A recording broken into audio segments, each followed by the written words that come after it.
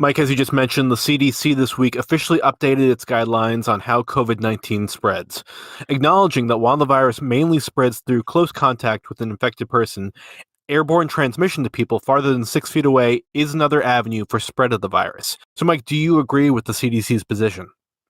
Well, let me just say that I think the way they sliced and diced it was a bit challenging. And what I mean by that is, they did acknowledge that the aerosol or airborne transmission route occurs, meaning these fine particles that float in the air. But, they went the extra step to say that it's unlikely that this is responsible for much transmission. Well, that's just not consistent with the epidemiology. Again, I have talked about this in previous podcasts, but this is a lot like your head's in the freezer, your feet are in the oven, and average your temperatures just right. For a large percentage of cases of COVID-19, you see them transmit to very, very few people, particularly in the household setting. Very reminiscent of a classic droplet type transmission model, one where there is actually not much virus. And if you studied that group, you would come away completely convinced, inappropriately so, that this is largely droplets.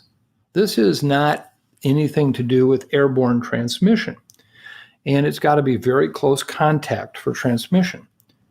On the other hand, up to about 20% of the infected individuals probably account for 80% of the transmission, where in those settings, we actually see dynamic transmission, just like we saw at the White House.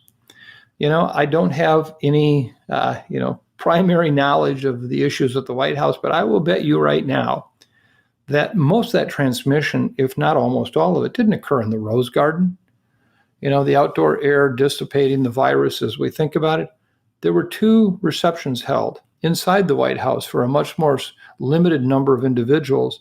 And right now we can place virtually all the people who were infected in those indoor small room environments, where their aerosols clearly can play a key role in terms of basically capturing a room with that fog of virus that you don't see.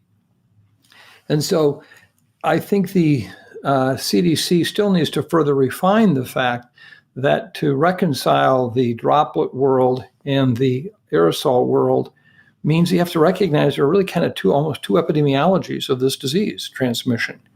And that's what's key to understanding how to look at aerosols. And I think the aerosol particle technology experts, the aerobiologists, the industrial hygienists would all say the same thing, that that's the case.